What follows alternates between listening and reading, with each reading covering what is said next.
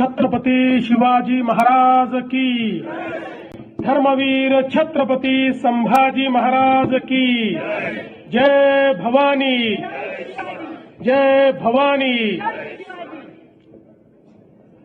महाराष्ट्राची कुलस्वामिनी आई तुळजाभवानी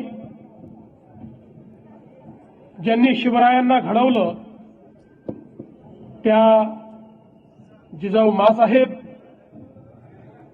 हिंदवी स्वराज्याचे सरसंस्थापक, अखिल हिंदुस्थानचे आराध्य दैवत छत्रपती शिवरायांना मानाचा मुजरा करतो। स्वराज्य रक्षक छत्रपती संभाजी महाराज यांच्याही चरणी नतमस्तक होतो।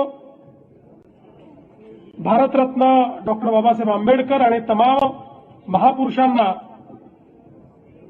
विनम्र आदरांजली अर्पण करतो।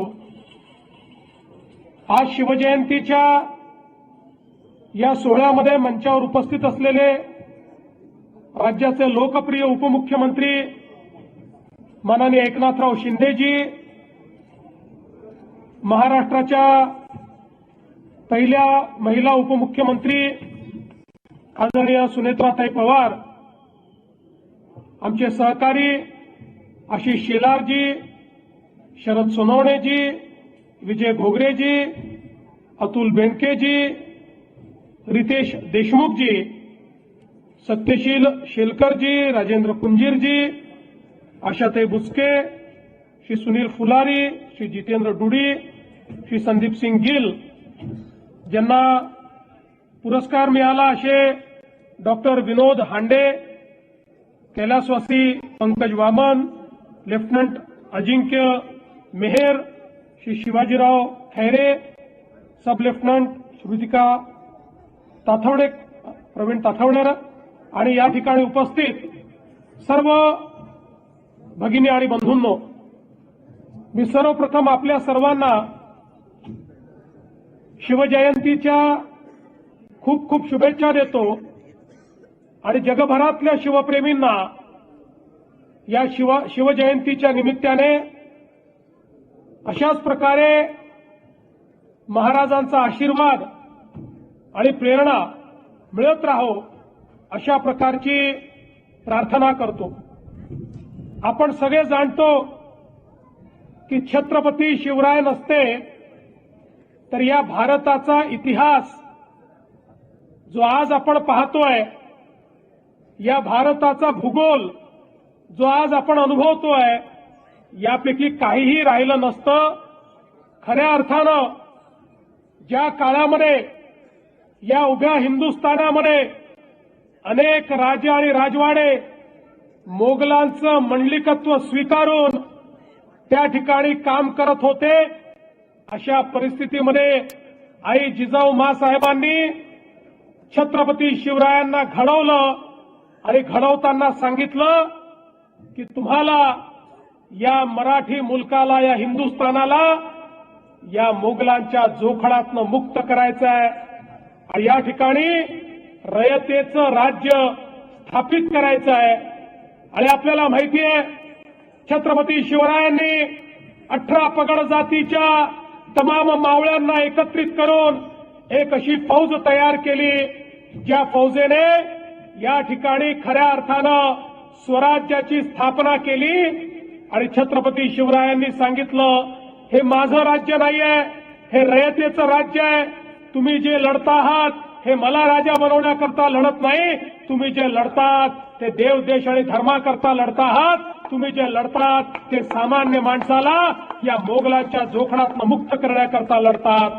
आणि म्हणून एक असं राज्य महाराजांनी स्थापित केलं ज्या ठिकाणी समता होती, ज्या ठिकाणी प्रत्येकाला सन्मान होता, ज्या ठिकाणी अन्याय नव्हता, अत्याचार नव्हता, ज्या ठिकाणी महिला सुरक्षित होत्या, ज्या ठिकाणी शेतकरी समाधानी होता।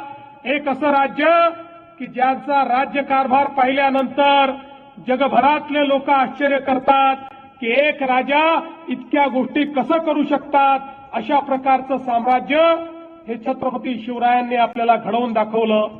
शिंदे साहेबांनी सांगितलं कशा पद्धतीनं महाराजांनी या ठिकाणी वेगवेगळ्या व्यवस्था उभ्या केल्या.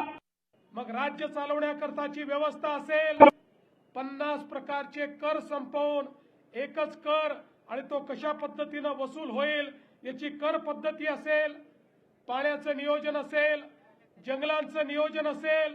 आणि एवढंच नाही तर भारताच्या इतिहासामध्ये हा पहिला राजा होता, आमचा राजा, की ज्यांनी ओळखलं की आपला पुढचा शत्रू हा समुद्राच्या मार्गाने येणार आहे आणि त्यामुळे जलदुर्ग बांधून आपल्या पश्चिमी किनाऱ्याला संरक्षित करण्याचं काम हे छत्रपती शिवरायांनी केलं. आणि पहिल्यांदा पोर्चुगीजांचा पराभव केल्यानंतर जोपर्यंत छत्रपतींचं शासन होतं तोपर्यंत समुद्री मार्गे येण्याची हिंमत कुठल्याच देशाच्या कुठल्याच आक्रमकांनी त्या ठिकाणी केली नाही. अशा प्रकारचे द्रष्टे आपले छत्रपती शिवराय होते. आणि म्हणूनच आज खऱ्या अर्थानं ज्यावेळी छत्रपती शिवरायांची जयंती आपण साजरी करतो आणि ती देखील ज्यावेळी आपल्या देशाच्या प्रधानमंत्र्यांनी आपल्या शिवनेरी सहित महाराजांचे 12 किल्ले जागतिक वारसा स्थळ म्हणून त्या ठिकाणी नॉमिनेट केले आणि जगातल्या 27 देशांनी एकमताने मतदान करून या ठिकाणी संपूर्ण जगाकरता होय हे जागतिक वारसा स्थळ आहेत अशा प्रकारची मान्यता दिली. आमच्या आशिष शेलारांनी ते प्रमाणपत्र देखील या ठिकाणी घेतलं. त्यामुळे आता आपले शिवराय हे जागतिक होतेच, पण आता जगाने देखील मान्य केलंय की त्यांनी निर्माण केलेले किल्ले हे जागतिक वारसा स्थळ आहेत. अशा प्रकारचा जागतिक वारसा निर्माण करणाऱ्या शिवरायांची प्रेरणा आपण घेतो आणि म्हणून आवश्यक आहे त्यांनी दिलेल्या मार्गावरच आपल्याला चालावं लागेल. त्यांनी दिलेला मार्ग हाच मार्ग विकासाचा मार्ग आहे, तो प्रत्येकाच्या उत्थानाचा मार्ग आहे. मला या गोष्टीचा अभिमान आहे. या शिवनेरीवर आमच्या अजितदादांचं प्रचंड प्रेम होतं. मागच्या काळात आम्ही घोषणा केली होती या महाराष्ट्रातले शिवरायांचे सगळे किल्ले हे आम्ही अतिक्रमण मुक्त करू. आणि आज मला सांगताना आनंद वाटतो, पुणे जिल्ह्यातले सगळे किल्ले आता अतिक्रमण मुक्त झालेले आहेत. एकही किल्ला या ठिकाणी अतिक्रमण नाही.